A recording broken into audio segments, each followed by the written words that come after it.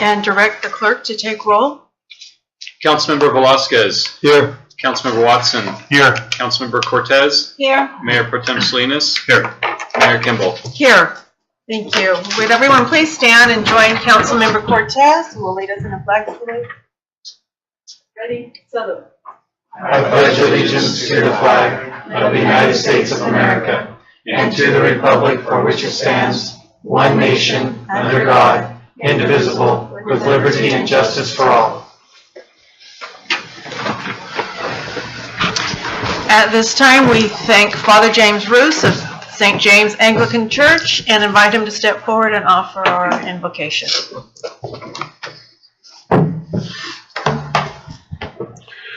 Let us pray. Heavenly Father, in your word you have given us a vision of that holy city to which the nations of the world bring their glory. Behold and visit, we pray, the cities of the earth. Renew the ties of mutual regard which form our civic life. Send us honest and able leaders.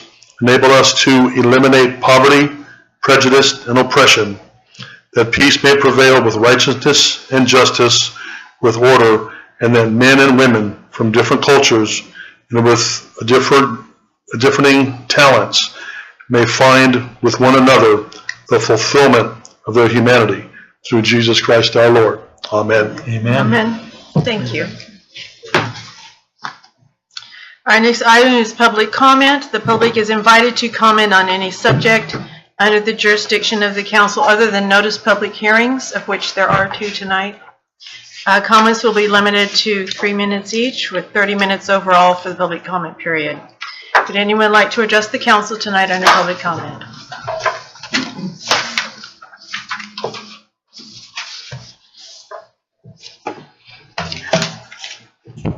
Good evening, council and staff.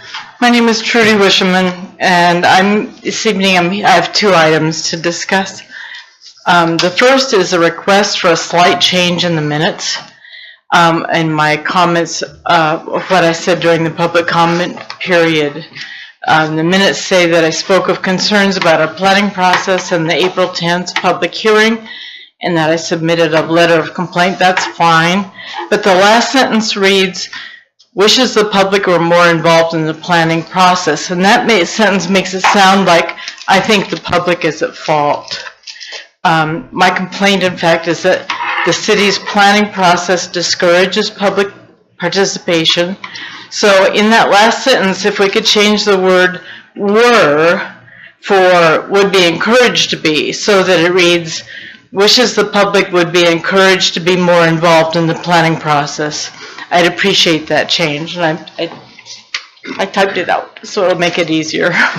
The second thing I want to do tonight is apologize to you and the staff for challenging the public hearing on what I thought was a lack of notice, and this is that public hearing on the roundabout.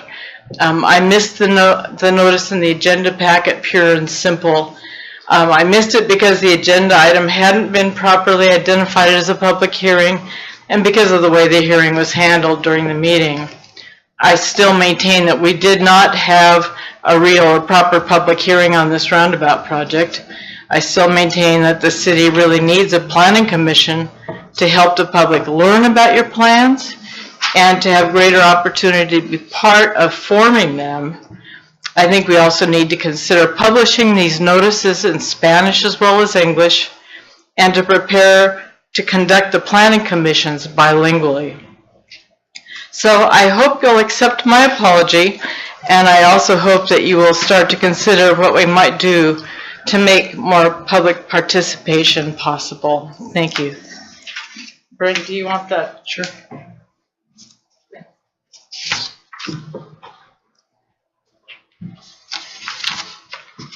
Anyone else wish to address the council? Seeing no one, we will close public comment and move on to council reports. Council members, if you have anything to report tonight, Councilmember Velasquez? Actually, yes, I do.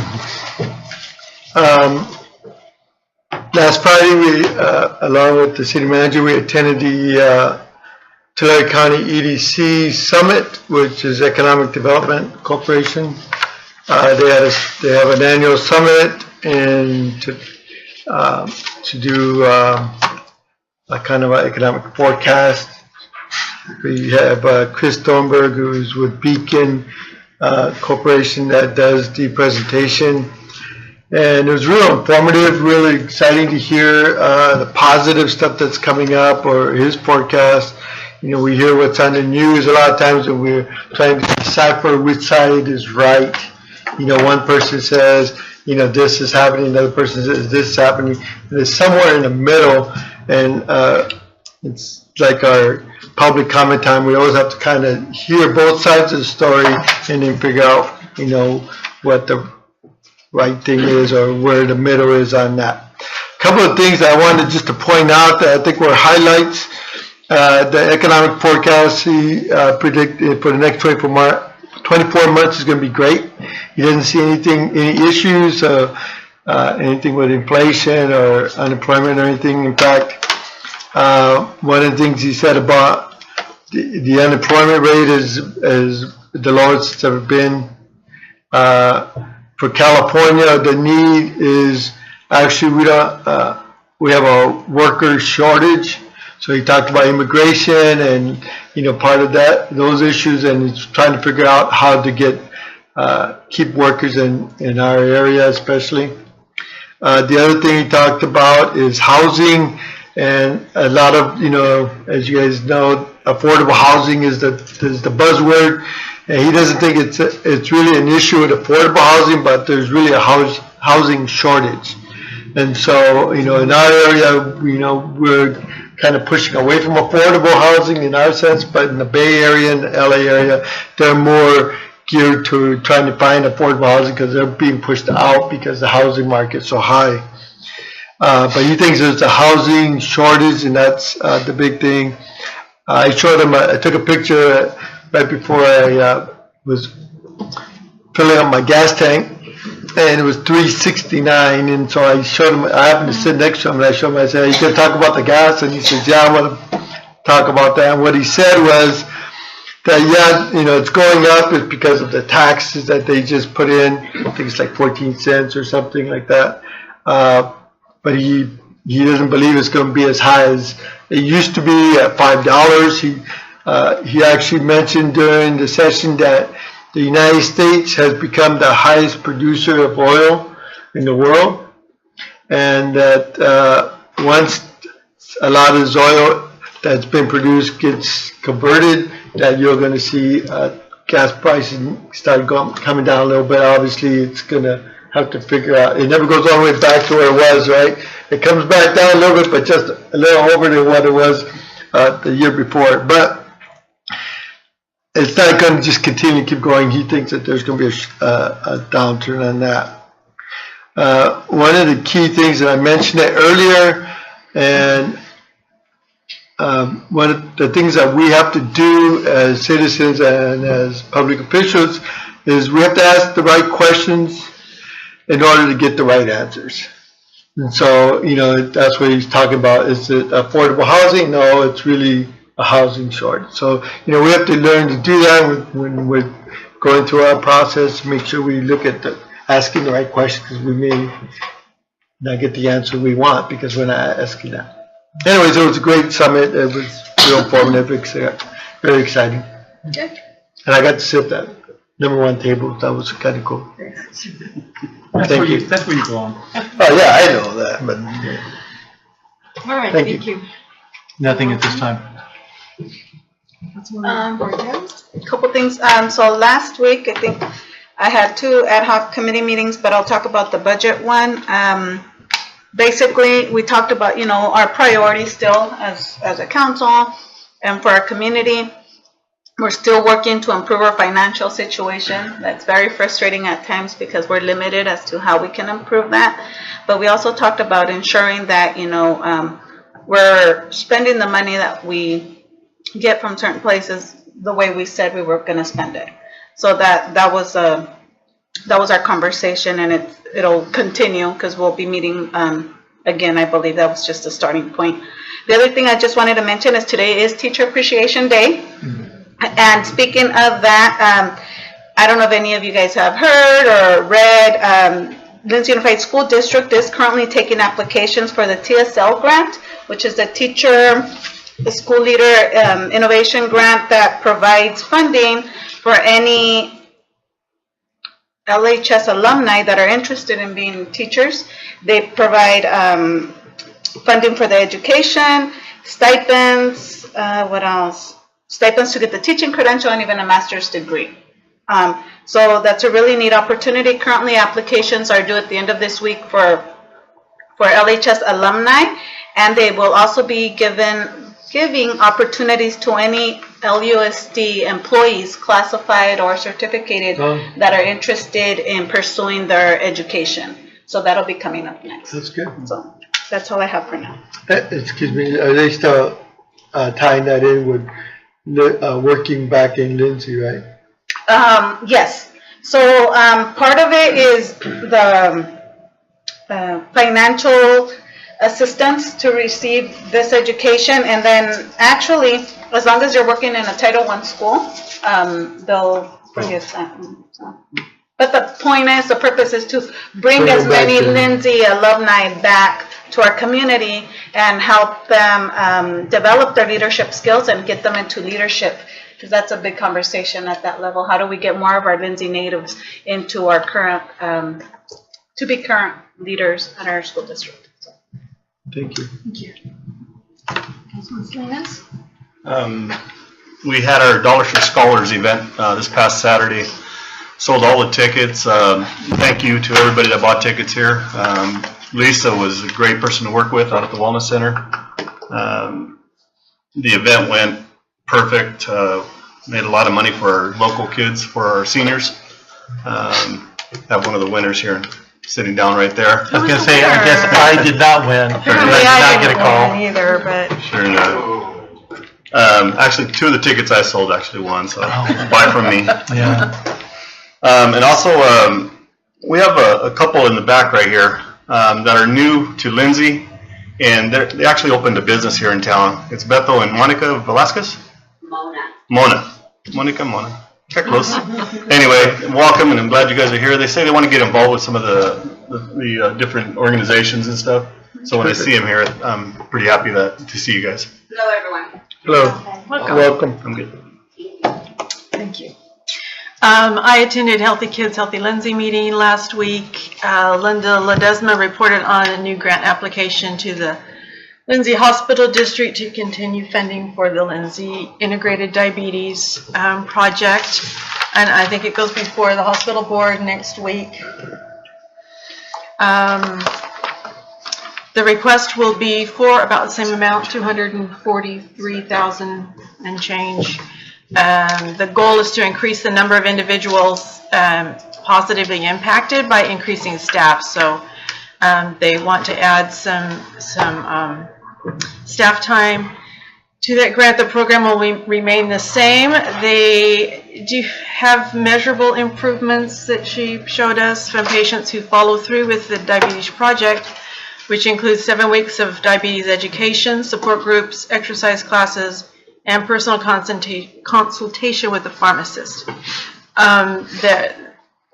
They did not meet their goal in the number of patients that were enrolled and stayed in the program. There seems to be like half of them drop out that enroll before they end their work and have their final test done.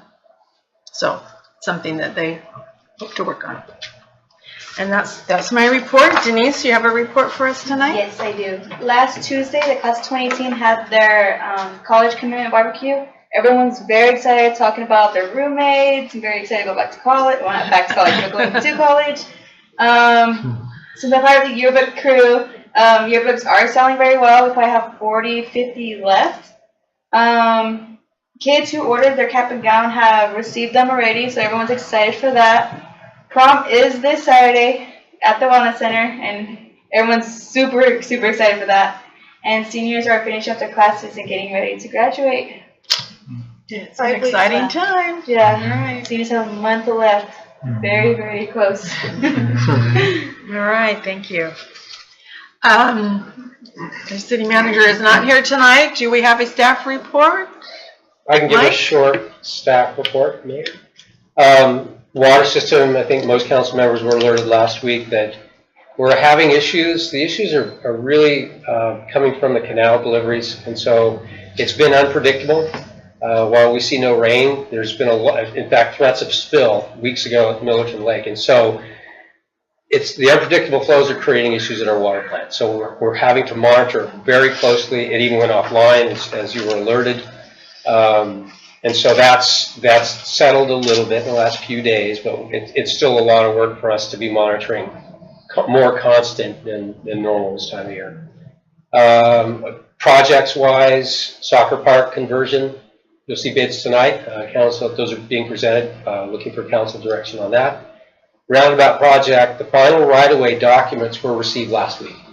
And so now we can go to each of the property owners with these documents and present what the appraised value is, and then move forward with it. So big activity though is over at the Wellness Center. End of school year is creating a lot of activity between school programs. End of school year also creates activity with the Skimmers, the Lindsay Skimmers local recreational team. They've started their season. They're currently taking applications for summer swim lessons, $40 for a 2-week session. Public swim, Lisa has presented a package that June 11th is when public swim opens and it ends August 11th, but for $50 that'll get you unlimited access. So that's a little different than what we've done in the past. At this time in recreation, baseball, softball, youth softball, youth soccer, and youth football are all active or in planning stages, and then the adult soccer leagues are underway. And then something new for the Wellness Center is she is beginning to advertising with Momentum Broadcasting. And then as well as the portable recorder, it's going to start next month for 26 full-color ads. They are also going to have a booth at the CSET Senior Day at Mooney's Grove on May 18th. And then they will have a presence, the Wellness Center will have a presence at the Visalia Health and Fitness Expo on June 24th. And with that, that's it for the report. All right, any questions for Mike? No. Thank you. Our next item is our consent calendar. We have 4 items on the consent calendar, including minutes from April 24th, the warrant list from May 1st, treasurer's report from April of last month, and a temporary use permit 1814 shaved ice stand. We do have a request from the audience to amend the minutes. Is there an issue with that, Mario? Can we do that all right? You can do that. You can make that vote. So do we need to pull that to discuss it, or?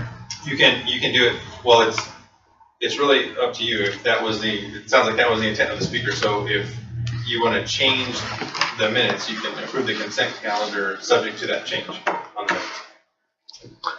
Okay. Are there any other items council would like to pull? I move we approve the consent calendar with the changes to the council minutes as requested by Trudy. And Second. I think that's it, Moved right? and seconded, all in favor? Aye. Aye. Any opposed? Which carries. Our next item, Resolution 1820. This will be a public hearing, and it will be presented by City Clerk Brett Harmon. Okay. Let's see how the notes go. I'm speaking most of the night, so I'll get through it quickly. It's not here forever. Elections are coming up, and as part of that, the county provides the election support, runs elections for us, and so we have a series of resolutions we have to have passed by City Council for them to operate the election the way they want. And it comes in 2 parts. The first one, Resolution 1820, is where the council would request and consent to the elections office consolidating the election with the other elections in the general one and setting the specifications for that election. The second one, 1821, then gives approval to do the specific tasks they do involved in an election. So if you'd like, I can read through the staff memos for you, or just field the questions? Done it a few times. So we've had a chance to look at the staff memos. So if are there any questions? No. My only question was, why is this noted as a public hearing on my little cheat sheet here? Is it really? I'm not sure why it is, because it's not noted. Just informational. I don't think it is. It's Right. Okay. So we need to do this one at a time, however. Resolution 1820, requesting and consenting to consolidation of election and setting forth the specifications of the election order. Council members, what action would you like to take? Move for approval. Moved by Salinas, seconded by Watson. Would the clerk please take roll? Mayor Pro Tem Salinas? Aye. Councilmember Watson? Aye. Councilmember Velasquez? Aye. Councilmember Cortez? Aye. Mayor Kimball? Aye. Motion carries 5-0. Resolution 1821 is a resolution requesting the Board of Supervisors of Tulare County requesting their consent to permitting the Registrar of Voters to render specified services to the city. What action would the council like to take? Move for approval. Moved by Watson, Second. seconded by Cortez.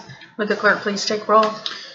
Councilmember Watson? Aye. Councilmember Cortez? Aye. Councilmember Velasquez? Aye. Mayor Pro Tem Salinas? Aye. Mayor Kimball? Aye. Motion carries 5-0. Next item, Resolution 1822, resolution opposing the Tax Fairness, Transparency, and Accountability Act of 2018, presented by Brett Harmon as Finance Director.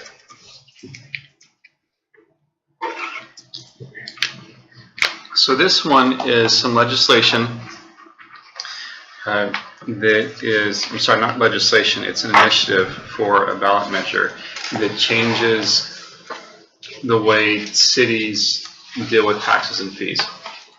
The background for it, back in 2014 and 2016, first Berkeley passed a sugar sweetening beverage tax.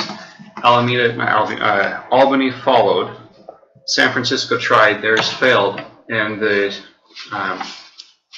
beverage industry put a lot of money into trying to defeat these. And they realized that a lot of different jurisdictions would go after these, and so we need to do something to preempt them instead of having to pay to defeat them in the different jurisdictions. So they got together with the Business Roundtable, put together this initiative that changes the limits that you need to meet, or the threshold you need to meet in order to enact a new tax. There's a lot. So let me actually read through those. So the initiative would have the following negative impacts on the city of Lindsay in addition to others. Number one, it would eliminate local authority to impose a tax for general purposes by majority vote, and instead requires all local proposed tax increases be subject to a two-thirds vote.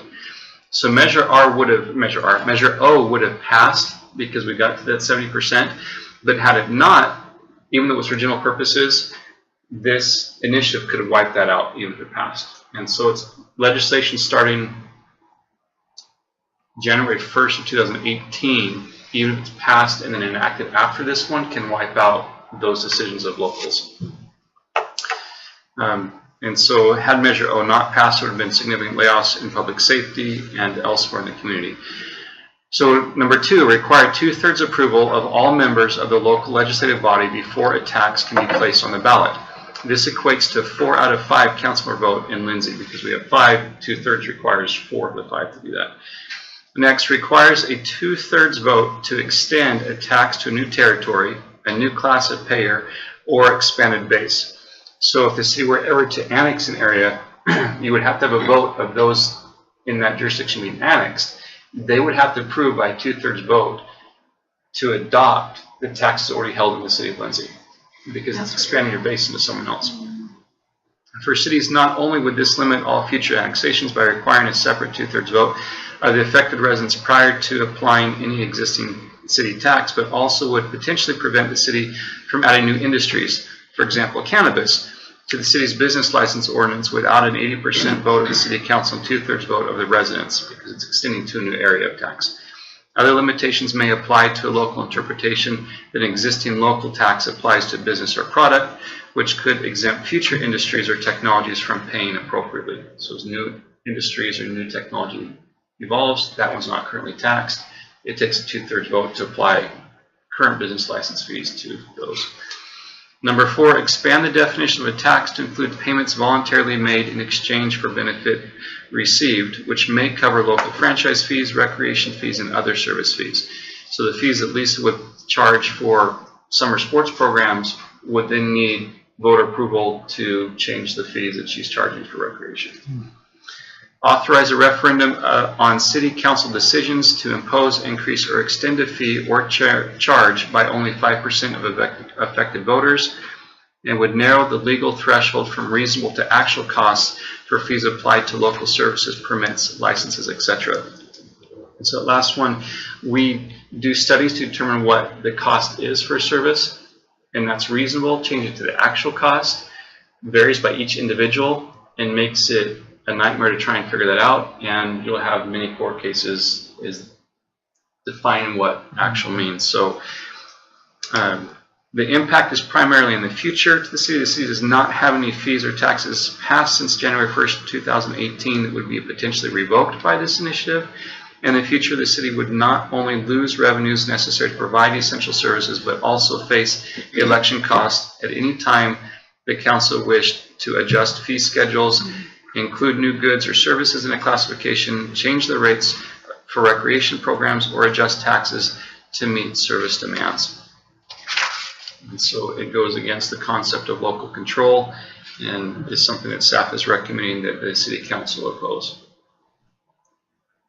Thank you, Brett. Are there any questions from the council? It's the League of California Cities that's gathering Correct. votes of opposition to this. If there are no questions or discussion, what action would the council like to take? Are we approving the? So we are Approving the opposition, yes. So moved. All right. Second. Moved by Salinas, seconded by Watson. With the clerk, please take roll. Mayor Pro Tem Salinas. Aye. Councilmember Watson. Aye. Councilmember Velasquez. Aye. Councilmember Cortez. Aye. Mayor Kimball. Aye. Motion carries 5-0. Next item is Resolution 1823, a resolution of the City Council of the City of Lindsay to update schedules for repayment of advances approved by Resolution 1744. And this also will be presented by Finance Director Brett Harmon. All right. Sorry, Chief, I'm reading this one too. All right, so this is Resolution 1823, a resolution of the City Council of the City of Lindsay to update schedules for the repayment of advances approved by Resolution 1744 last year to ensure the city has sufficient funds to balance the general fund budget in fiscal year 1819 and to build a limited general fund reserve. So we adopted Resolution 1744 last year. That was a 40-year plan to repay monies borrowed from CDBG, home, water, sewer, refuse, or different enterprise funds over the years. And that schedule was supposed to start repayment December of this year. Even with Measure O coming in, there are not sufficient revenues to close the structural deficit in the general fund if we make this payment as well this year. And so for the purpose of preserving the solvency of the city, we're requesting that the City Council postpone this by 5 years to build the reserve first and then to deal with these advances. And that will give the city a chance to finally get its feet under it and start to have those reserves that it needs for our next downturn. It sounds like the next 2 years should be rosy and great, but at some point we are going to have a recession because that's just what happens. And we need to have something in place to help protect us against that time. I'll just give you an economic forecast of great news. And here you come. We shall hope there is some. Question? So, yeah, I have a question. So, we passed the resolution because part of it was required because of our auditors making sure that we have a repayment plan to get back in where we should be. Is there an issue with our auditors? Are they aware of They are our aware. issues? So they will be presenting, right now, it's scheduled for them to present next week, not next week, next council meeting to you. They'll bring the full audit in. It's still in draft form. I talked with him before we started putting the draft together, so this is something that we're taking to council. He understood the situation. He obviously wishes it were different, but he understands it. And so that may be something he's able to address next week, but he did not indicate that there was any issue with us moving forward with this. So they're not gonna come next week and say, or next meeting and say, oh, you guys shouldn't have done that, you're not following the rules I set forth? No. Okay. Let me write that down so I can. Listen, I'm surprised he does. I will have to pull out the email he sent to me and say, remember this? Just saying, I don't wanna prove something that, you know, we're gonna get back, but, yeah, I mean, you know, we have to trust, you know, your conversations with him, with the auditors, and that's what we're doing. I mean, that's what I'm doing. And as far as legal goes, everything is good with that? Yeah, I mean, I'm sure they would want us, but they would much rather prefer Sure. like a full repayment in 1 year. Right. And just We'd get all it prefer books. that, too. But- Yeah, Yeah, and the council would too. right. But other than that, yeah. Perfect. Okay, thank you. If there are no further questions, what action would the council like to take? Oh, I have one more question. Oh, okay. So what happens if the economic forecast of great things coming happens and we say, hey, you know what, we don't have to wait 5 years, we can come back and we amend this? So resolution 1744 had a closing statement there that said council can repay this faster if they want to. And so if you direct me to start making those payments earlier or in larger amounts, that's something that we can do. Okay. Move for approval. Moved by Watson, Second. seconded by Velasquez. Would the clerk please take roll? Councilmember Watson. Aye. Councilmember Velasquez. Aye. Councilmember Cortez. Aye. Mayor Pro Tem Salinas. Aye. And Mayor Kimball. Aye. Motion carries 5-0. One more resolution for our finance director. Resolution 1824, a resolution of the City Council of the City of Lindsay authorizing the examination of sales or transactions and use tax records. Right. Brett? Okay. In brief, I think we've already done this once or twice, but the State Board of Equalization combined with the Department of Finance, I believe, to become the California Department of Tax and Fee Administration starting this year. And with that, staff at CDTFA want specific measure names in the resolutions. And in the contracts before, we had transactions and use taxes now and in the future for the City of Lindsay. They actually want to say Measure O. So coming back with an amendment to the contract with our auditors, this ties into the question last week about whether or not there's audits going on with the transactions and use tax Measure O.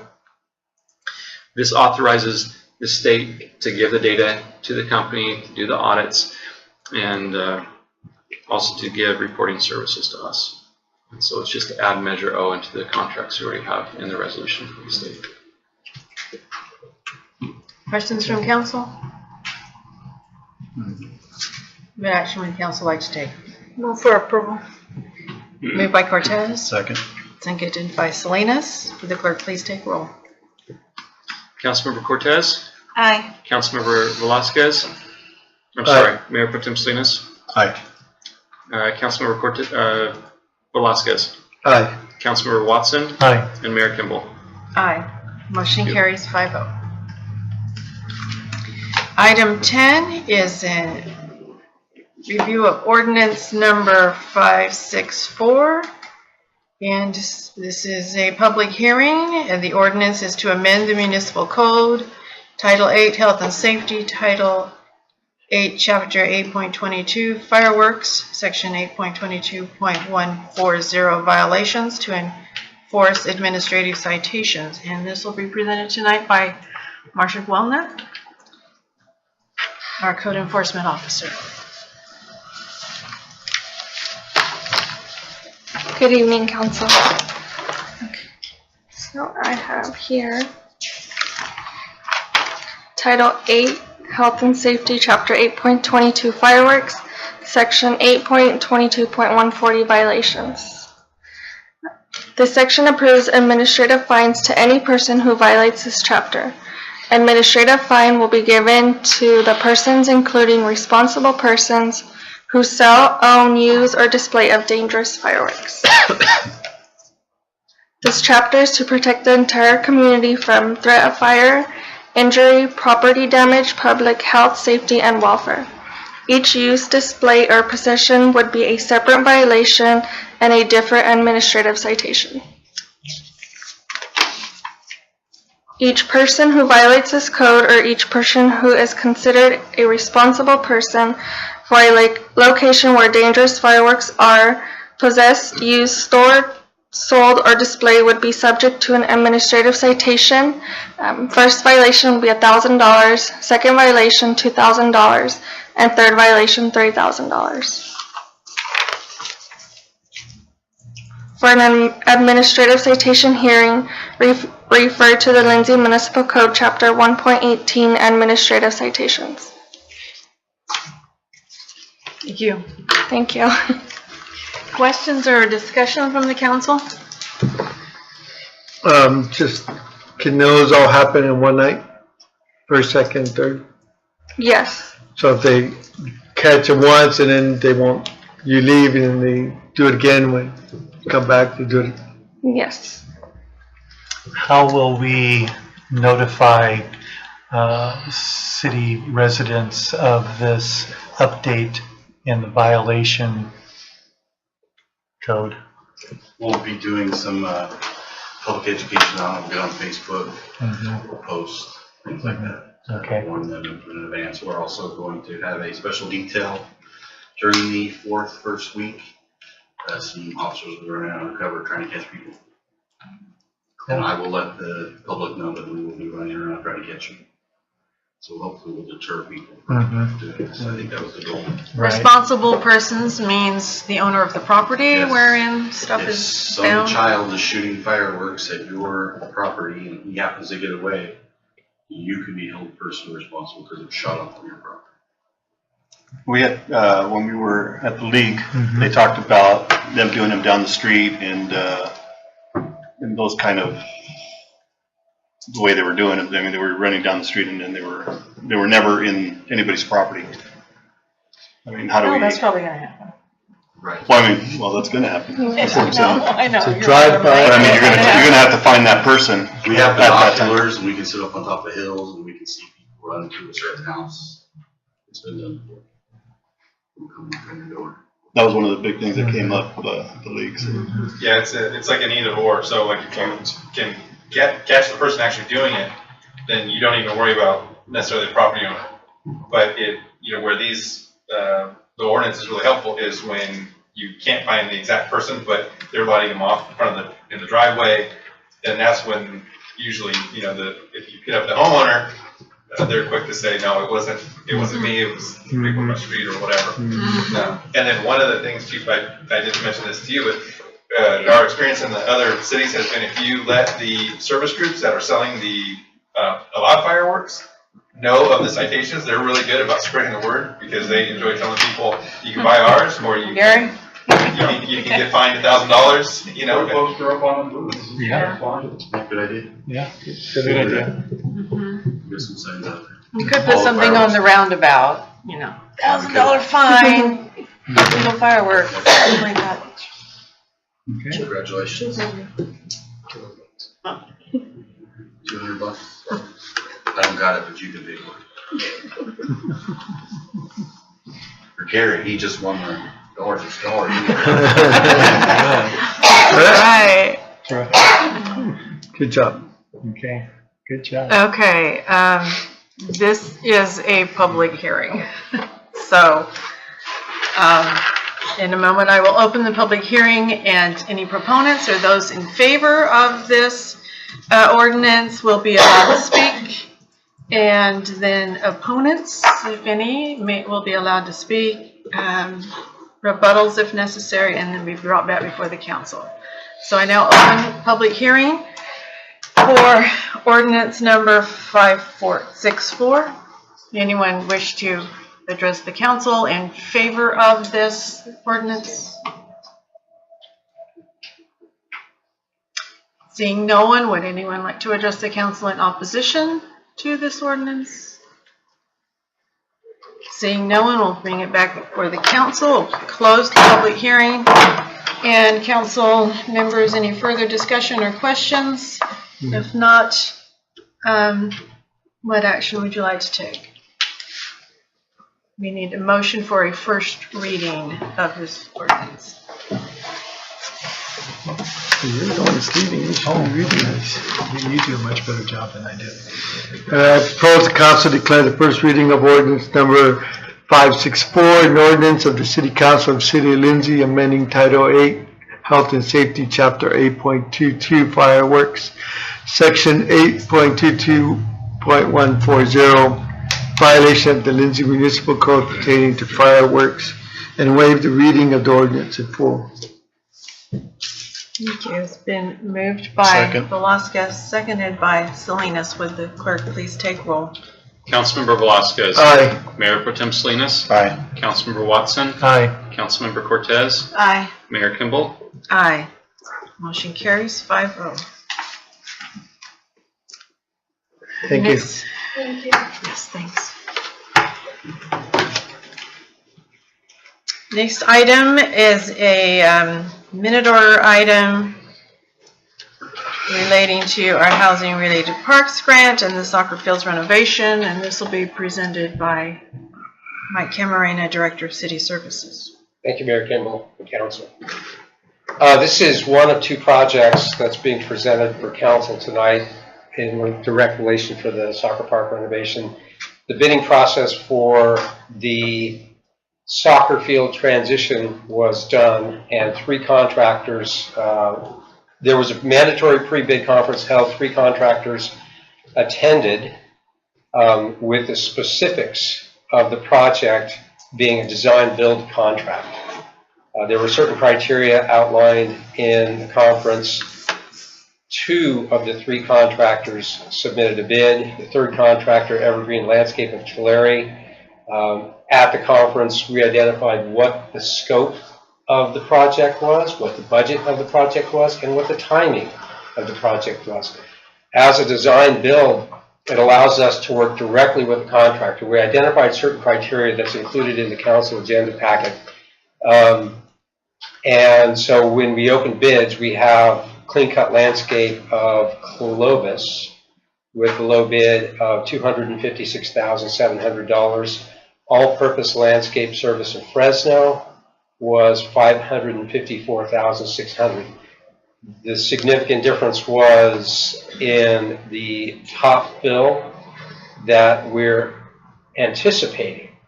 Now, as a design build project, we hopefully will not be using any top fill because we have mounds out there at the green areas. The intent is to create as level a surface as possible with the existing material. If we are not able to fill all the holes, we put the topsoil in at about 2,200 tons for an estimated value. If we don't have to include any topsoil, that would reduce the bids, one by 55,000 and the other by 231. But we won't know that until we're under construction.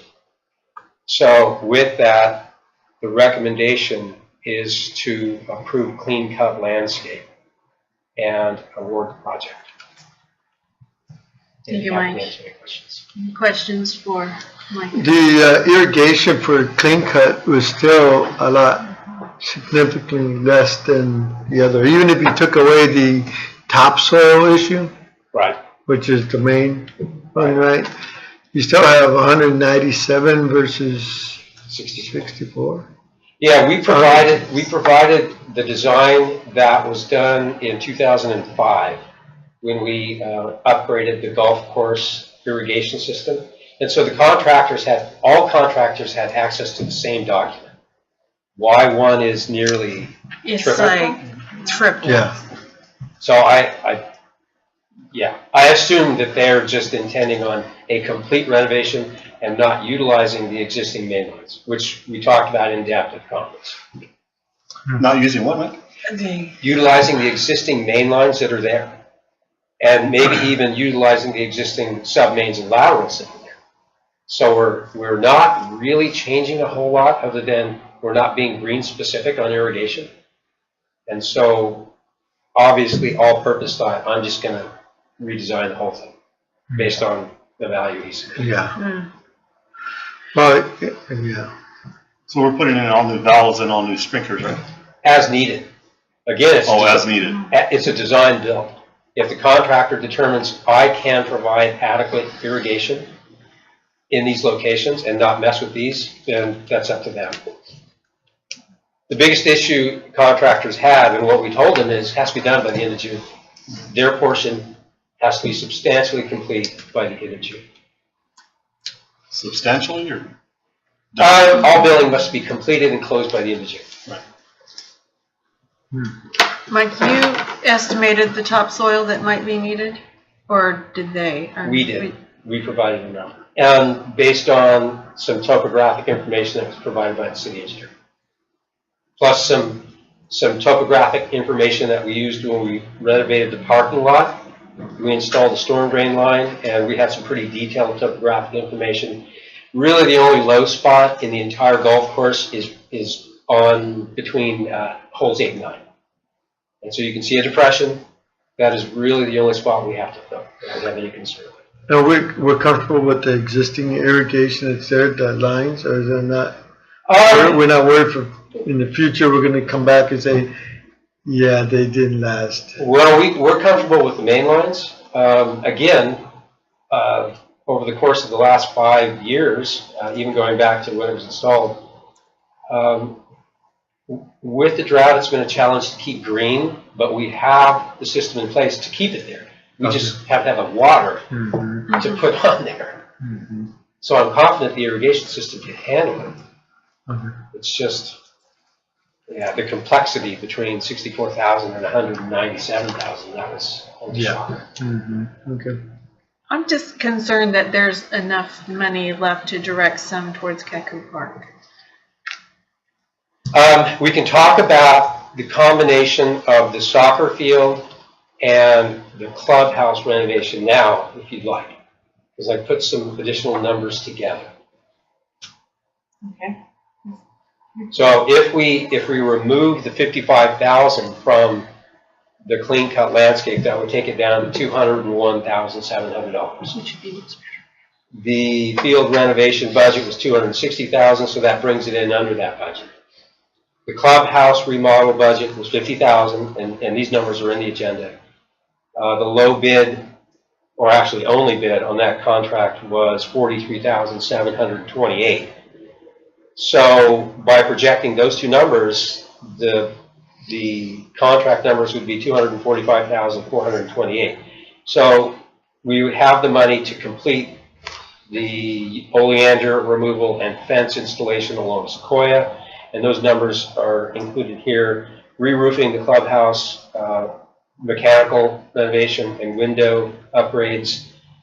Even with that $47,500, we would be at $292,928.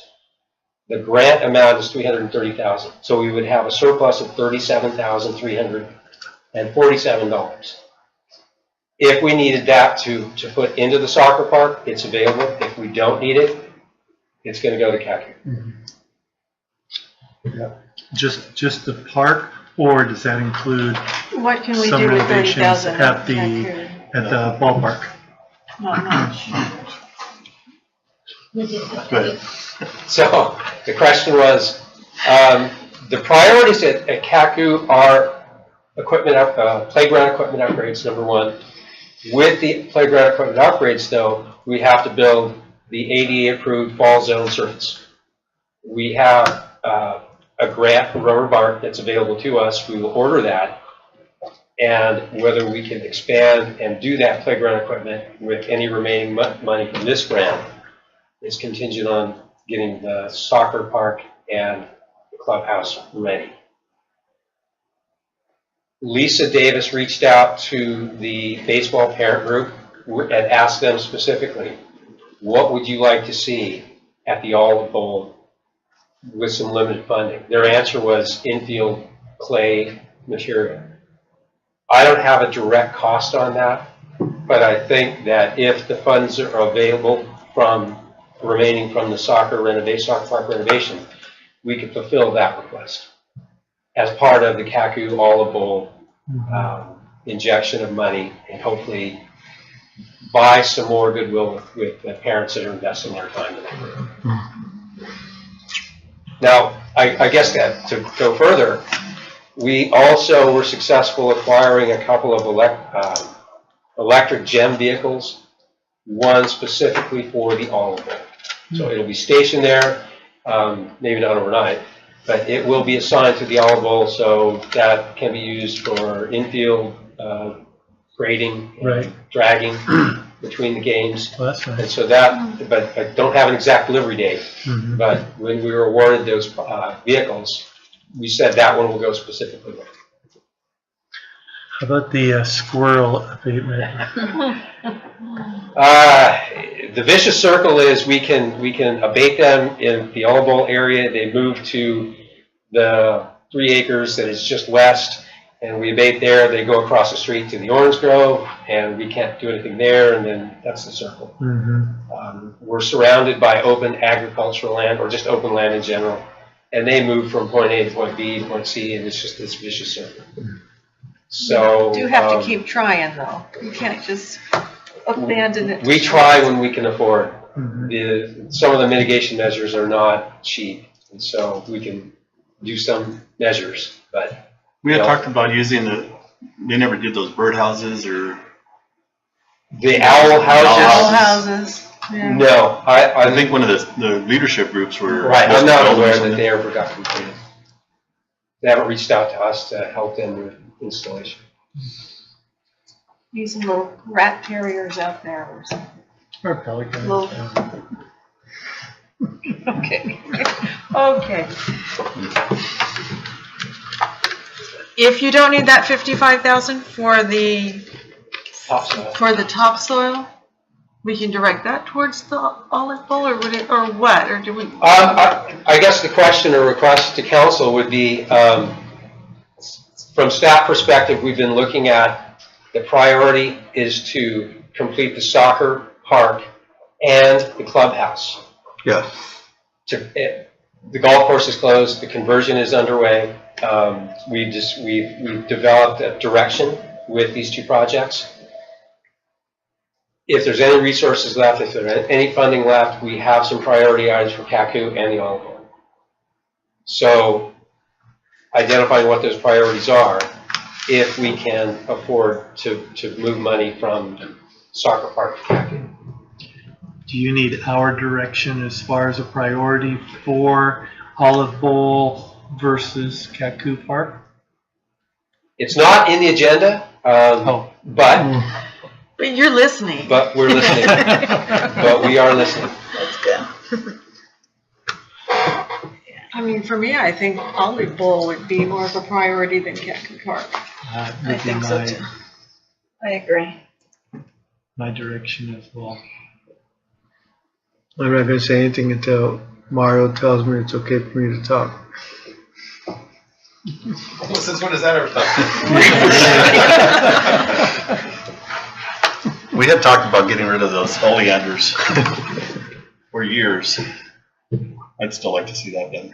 On Sequoia Avenue? Yeah, that is part of the fence. Additional items, that's what I'm wondering. Right, that's part of the demolition and fence project. And we were surprised that it was so expensive to get rid of the oleanders and install the fence. Can Danny just get out there with his chainsaw? Again, both of these projects are Department of Industrial Relations requirement, prevailing wage requirement. So it has a tendency to drive the prices up 20, 30, 35%. Have we talked to Mountain Home anymore about doing anything for us? We did not specifically, for the simple reason that we have a very, very strict time frame. And with Mountain Home, It's on their luckily there hasn't been any fires, but the minute there's a fire, they pull out. and there's no telling when they're going to come back. So, And that's with taking out the I mean, oleanders, 20,000? 20,000 to take out oleanders. well, and install And put up 660 fence feet in. of fence. Like a chain link fence? Yeah. I mean, Green- the that's, green. that's a lot of money.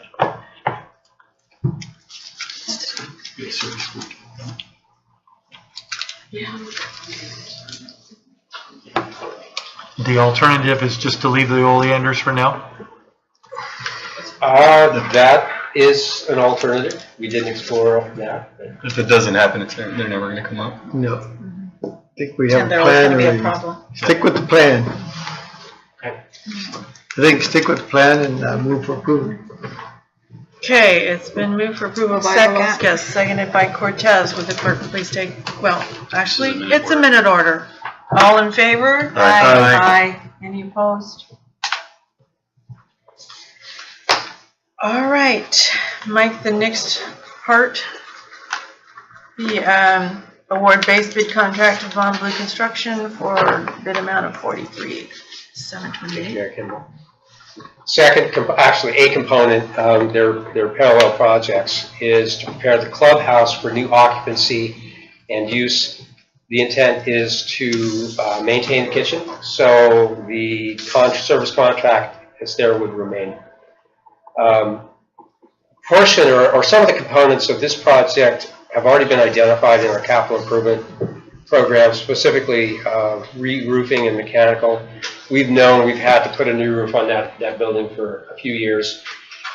One of the biggest issues is that is 1 inch thick wood shake, which you can't get it, and even if you could, you couldn't install it around this area. So anyway, this contract, again, we did direct contact with local qualified bidders and even contractors, and even contractors that would be interested. However, because there are Department of Industrial Relations requirements, specifically being registered with the DIR to do work for public agencies, and prevailing rates requirements, there were very few contractors that even expressed interest. We did hold a pre-bid conference. 2 contractors attended, Von Blue and Brad Gilton, which were both qualified. But at the end, when bids were due, Brad Gilton had signed a contract for a project that he wasn't expecting. He thought he had the time and the window open, but his window closed. So in the end, we only received 1 bid from Von Blue Construction. The good news is, though, that the remodel budget was identified as $50,000. His budget, or his submitted bid, was $43,728. And with that, I'd be happy to answer questions. Questions for Mike? Is that what an HVAC really costs? $13,000. That is a necessity. A new I don't doubt that it's a heating necessity. and cooling unit. It's roof mounted. I think it's roof mounted. So yes, that's what it costs 13,000? for that particular unit. Yeah. How many, what size unit is it? What size unit does that thing do? 3-ton split system. We explored the mini splits in each room, but the response from the bidders were, You're gonna have a lot of trouble with this. we're not. Well, I'm gonna have to redo mine, and mine's gonna be 4,500, it's a 4-ton. So Yeah, I'm but just, you're not paying prevailing wage. it's just for the install, right, not for the material, right? This is both. It's everything, installation. equipment You pay and prevailing for the equipment? Oh, no, labors. Just labor? Is it a full install? That's That's crazy. like, No, it's just putting in new units. how long does it take to install it? All right, yeah. Oh, I know. There's a lot to it, but Right. it's the prevailing wage. I mean, it just kills us. Yeah. Okay. So you need a motion for approval? Yeah. So moved. Second. It's been moved by Watson, seconded by Velasquez. All in favor? Aye. Aye. Anyone opposed? Motion carries. Okay, item 13 is a discussion and minute order. The ad hoc committee explore the relationship with the Chamber of Commerce. There's a report tonight. Councilmember Salinas.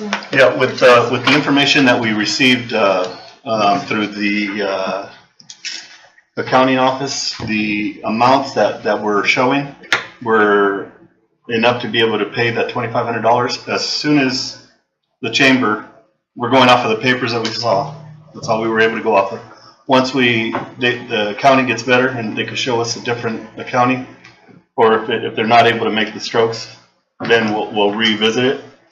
We had talked about selling all the equipment other than the light poles or the light standards to keep those, because we can use it for other items. But that way we're out of the delivering equipment and delivering all that stuff. So it'd be on the chamber to do that. But that's still up in the air on what we're going to do on that. Is that pretty much it?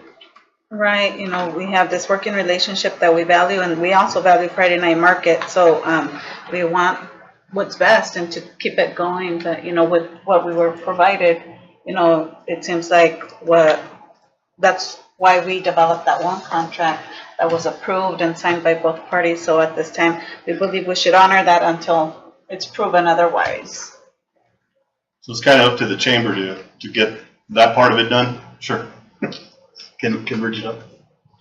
Yeah. Oh, sorry. Well, I wish I could have been at that meeting with you guys, you know, I mean, I thought we were, but, you know, I wasn't. I know that our, Finance. Finance director. yeah, he keeps on saying that, you know, the market's offering almost 100,000, but really the chamber's at a loss, you know? But it's that the market doesn't run by itself, you know, there's all, if you take away what what we use to run the market, it's barely making it, you know, it's barely making it. But I called in, we're gonna look into it, we're gonna work on it in the next 2 weeks and break it down the right way. I know that how he sees it is one way, but it's really the chamber is at a loss, and who's paying for the loss? Well, the market is. That's why it's showing this, outrageous amount. So at the end, it's even. But we're gonna break it down to show you how it's done, and hopefully by maybe in the next couple of weeks we can meet together as not only myself but other people from the board, and then explain to you how it's done. The market doesn't run on itself. It runs with management, and it runs with office materials. It runs with everything else that goes with it. And what it's showing is just how the income comes out as opposed to 100,000 if the market was just market with no anything. So we're gonna break everything down, and then we'll come back to you so we can show you. And that's pretty much what we said with what was given to us. This is what is showed, and we have to go by what we see. Yeah. Now, that's what we're saying. If you can get that done, we'll relook at it. But it kind of takes almost I don't want to say common sense. I don't want to do that. But it takes in order to run this, you have to use what's over here. You have to use management. You have to use materials. You have to use this. It doesn't run by itself. So if you move things, or if you can see that, it pays itself. And it barely pays itself, and I don't know if they only showed you one part, but I think they also showed you what the chamber as a loss.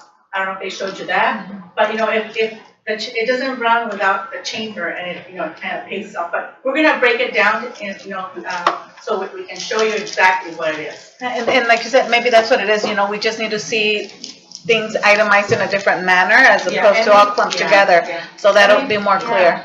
And we've gotten someone to do it, but they just haven't been able to. So, we're just gonna sit. I know what he wants now, when he was telling me it's showing, but so now we're gonna try and fix it and show it where it's a separate thing. We were showing it all in one, but if it's a separate thing, then we're going to be able to show you. Okay. That's all we ask. We can make So an the informed decision. recommendation is that we leave the contract as is until and unless we receive some information to suggest otherwise. As soon, it's to your guys' benefit to get it done as quick as possible. And as soon as as soon as you're ready to have a meeting, me and Laura will, depending on our schedule, on her schedule, Okay. basically. But we'll meet with you right away and see what's going on. Okay. So do we need any motion on there? We're good. We're just like not It was just- changing anything. Yeah, we don't have to take any action, and once the, If we wanted to change the contract, then we'd have to. Then yeah, we we'd bring it back, but if the committee has something to report, you can just request it through Bill, and Bill will put it on the agenda, and you can bring back the report, or bring back the contract, or whatever you want to do. Okay. And our final item is Brett's back on, a discussion Yeah, of last utility one. payment due dates in response to city council request for information. Yes, so there was a question last council meeting about changing the due date for utility bills. And so I just want to run through quickly with you what the situation is. So each you have a handout that may be easier to read than looking at the screen. But I'll do it off that. So we collect 3 different utility payments in the finance department: water, sewer, refuse. The water is based on usage with a minimum fee there. Sewer is just a flat fee based on whether you're residential or business, and within the business types, it's a different flat rate, but it's not measured, it's just a flat rate for it. And then refuse is based on how frequently you have it picked up, what size cans you have, and the number of cans. Let's go ahead. So in municipal code 13.04.260 under billing, it says all water charges shall become due and payable to the city on the first day of the month following the month of service, and shall become delinquent on the 25th day of the month in which the billing occurs. So bills are issued on the 1st, they're due on the same day that they're issued, they become delinquent the 25th of that month. Later on in the code, delinquent penalties. So once a water service bill has been declared delinquent and the water service has been discontinued in accordance with the provisions of these rules and regulations, the service shall not be reconnected until all delinquent charges plus penalties and reconnection charges have been paid. And so that plays in a little bit of why the timing is what it is. Let's go to the next one there. So this maps out how it works. So we read, in the case for the bills that just came out, we read the meters up through the 15th of the month. The 13th of April is a Friday, so mark that as a date the meters are read. The bill for those are issued on the 1st. They're available online, and they're mailed out that day. They're also due, that's the first day that they're due. It may take a day or two in the mail to get to someone's house going from Fresno to Lindsay, but they're not charged delinquent until the 25th of that month. That's a 25-day period. On the 26th day, that's when the $10 penalty starts. So if someone is consistently paying a $10 penalty, it's because they are a month behind the cycle. From that day, then you get to the 3rd Tuesday of the following month is the last day to pay before shutoff. The 3rd Wednesday in the next month is the actual day that it's shut off, and then you have to pay everything to get it restored. In this example, it's a 49-day period from when the bill is due until shutoffs happen. In the past, it used to be a longer period. And so what would happen is you would capture a whole month's worth of fees in that shutoff. So now someone's paying 3 months in shutoff instead of 2. It became too much for anyone to cover, and so it was causing all kinds of problems. And so council came back, they amended the municipal code to set up this structure. Let's go to the next one. There. That's what this one explains.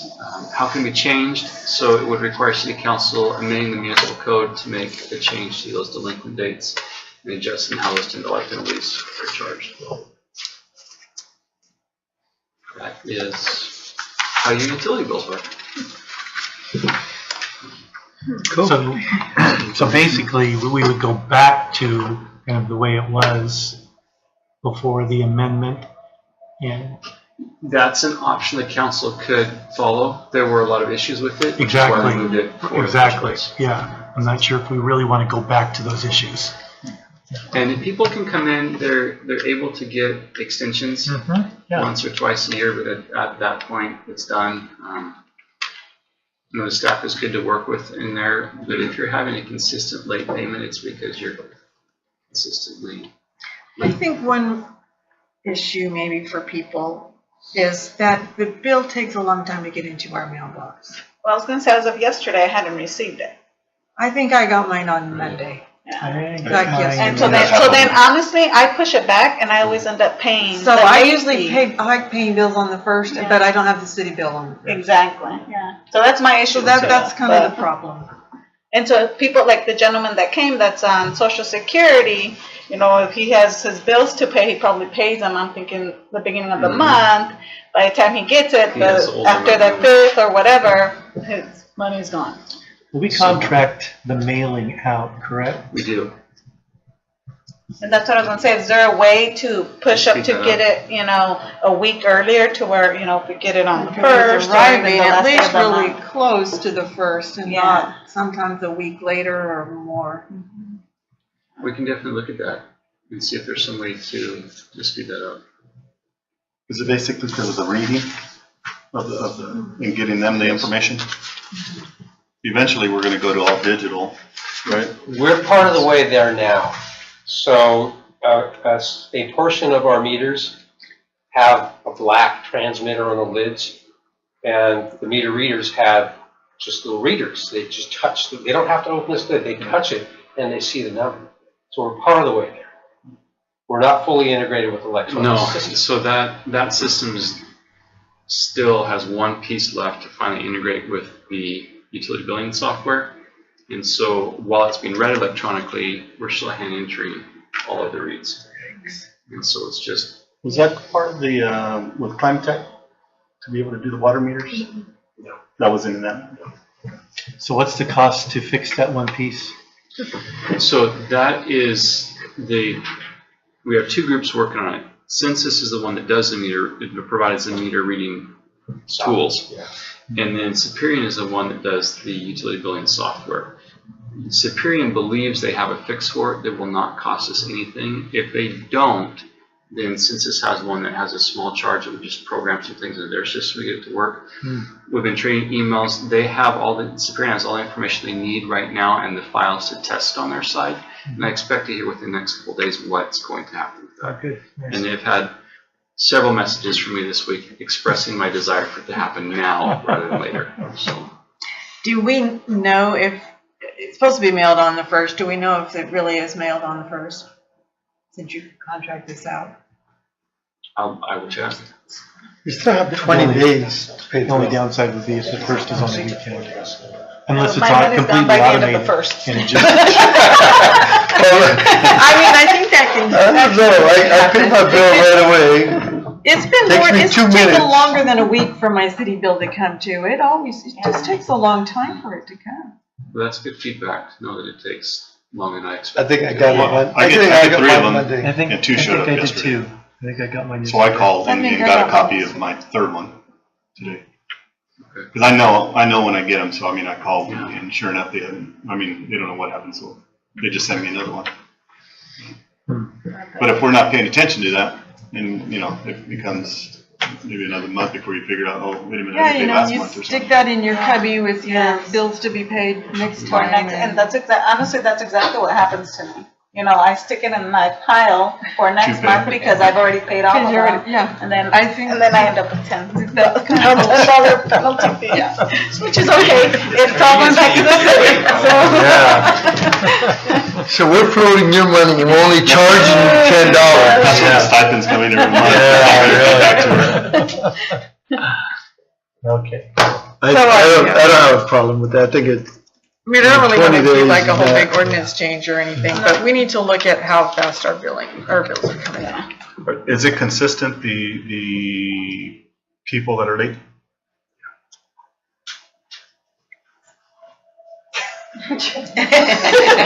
But we'll talk later. Okay, Good job. With no further business, I have a motion to adjourn. So moved. Second. All in favor? Aye. This meeting is adjourned. All right.